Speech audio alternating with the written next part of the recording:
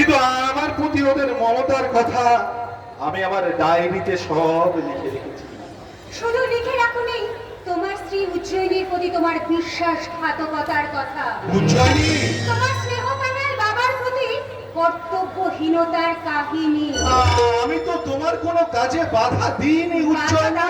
ঠিকই, কিন্তু আমার স্বপ্ন দিয়ে সেকারের তারা টানগুলো তুমি হ্যাচকা টানে ছিঁড়ে দিয়েছো। আমার হৃদয়ের এক তারায় আজ যে বাউলের সুর বাজছে উজ্জয়িনী। হ্যাঁ, সে তো বাজবেই, কারণ তুমি যে তোমার বাবার একমাত্র ছেলে। একমাত্র ছেলে বলেই যে বাবার বিষয় সম্পত্তি নিয়ে মত্ত থাকতে হবে তার তো কোনো মানে নেই উজ্জয়িনী। কি বলি? তুমি এই মুহূর্তে এখান থেকে চলে যাও, চলে যাও। না, আমি চলে যাব না। আমি যাবার জন্য তো এখানে আসিনি। আমি এসেছি 1 বছর আগে তুমি তোমার এই ডায়েরিতে কি লিখেছিলে সেটা মনে করিয়ে দিতে। হ্যাঁ, তুমি পিছিয়ে যাও 1 বছর আগে। দেখো দেখো এই ডায়েরিতে তুমি কি লিখেছিলে। তোমার এই ডায়েরিটা পড়লেই মনে পড়ে যাবে 1 বছর আগে আমরা একে অপরকে কি বলতাম।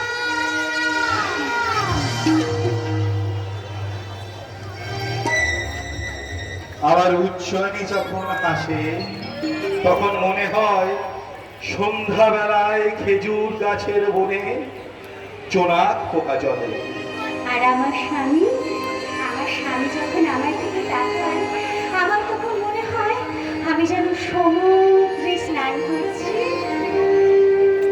উজ্জয়িনী যখন মাথায় ঘোমটা তোলে তখন আমার মনে হয় আমি যেন শুয়ে আছি কোনো এক মরুর প্রাণের ছোঁয়ায়। আর আমার স্বামী যখন ভালোবাসার কথা বলে তখন আমার মনে হয় আমি যেন কেয়া পাতার নৌকা ভাষায় প্রেমের সরোবরে। আমার উজ্জয়িনীর শীতির সিঁদুর, তার কপালে সিঁদুরের টিপ আমাকে ভাসিয়ে নিয়ে যায় কোন এক ভালোবাসার দ্বীপপুঞ্জে। তার সিঁদুরের টিপ ছুঁয়ে ছুঁয়ে ভোরের সূর্য ওঠে আর আমি তখন তাকে আদর করে বলি আমি জামিনী, তুমি শশী হে ভাতিছ আমি জামিনী, তুমি শশী হে ভাতিছ গগন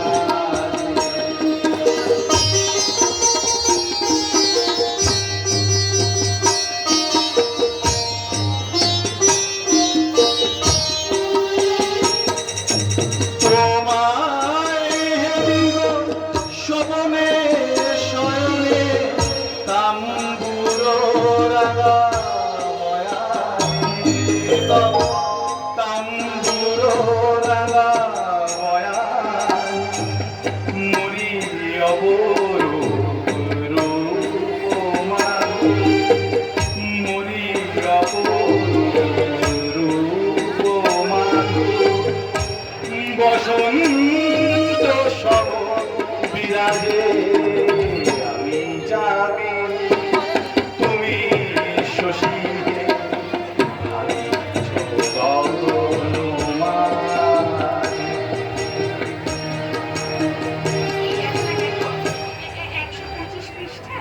তুমি কি লিখেছিলে? 125। আজ 24শে ফাল্গুন, আজ আমাদের ফুলশয্যা। আমি অবাক হয়ে চেয়ে দেখলাম আমার স্ত্রী উজ্জয়িনীর তলপেটের বাঁ দিকে একটা লাল জরুল আছে।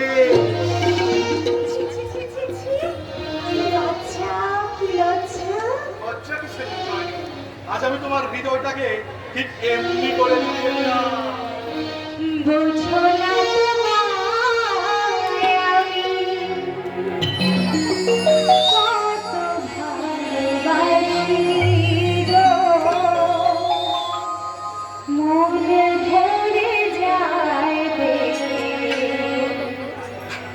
তোমার ওই হাসি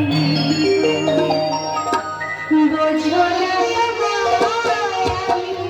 কত ভালোবাসি মনে ভরে যায় দেখে তোমার ওই হাসি সার মেলে না বাড়ি বাড়ি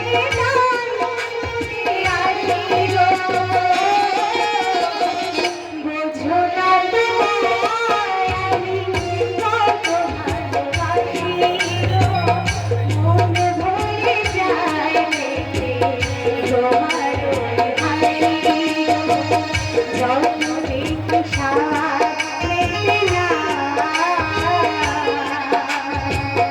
বাড়ি বাড়ি নাই ছুটে আসি গো বুঝো না তোমায় আমি কত ভালোবাসি গো মনে ভরে যায় তোমার ওই হাসি মনে ভরে যায় দেখে তোমার ওই হাসি মনে ভরে যায় দেখে তোমার ওই হাসি না, উচ্চারী। আজ আর আমার এসব কিছুই ভালো লাগে না। ক্ষণিকের জন্য মোহগ্রস্ত হয়ে আমি একটা বছর পিছিয়ে গিয়েছিলাম। তুমি বিশ্বাস করো উজ্জয়িনী, নারীর যৌবন আমাকে বিপন্ন করে তোলে।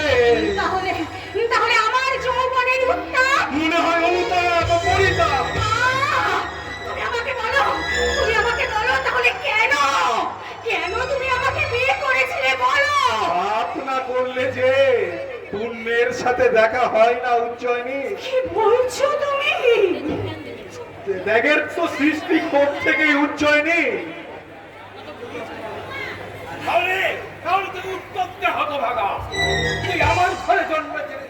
বুদ্ধদেব তো রাজার ঘরেই জন্মেছিলেন বাবা। বাবা তুই আমার একমাত্র সন্তান। ছোটবেলায় তোর মা মারা যাওয়ার পর তোকে যে আমি কোলে পিঠে করে মানুষ করেছি রে। মানুষ করেছেন বলেই তো আজ এই সংসারের সাধারণ মানুষগুলোকে দেখলে আমার ভয় করে বাবা। বাবা স্নেহের কণ্ঠে নয় বাবা, স্নেহের কণ্ঠে নয়, শাসনের কণ্ঠে বলুন বাবা, আপনার সমস্ত ব্যবসার দায়িত্ব ওকে নিজের মাথায় তুলে নিতে হবে। না না না বাবা, আমি আবার তীর্থ ভ্রমণে যাব। কি বললি? এত বড় সাহস তোর? তুই এই বয়সে তীর্থের কাজ হতে যা না, ওকে আমি সেই সুযোগ দেব না। তোকে আজই এখনই ওই পুত্রপদর সঙ্গে এসে তোকে হলদিয়ায় যেতে হবে আমার নতুন ফ্যাক্টরি কাজে।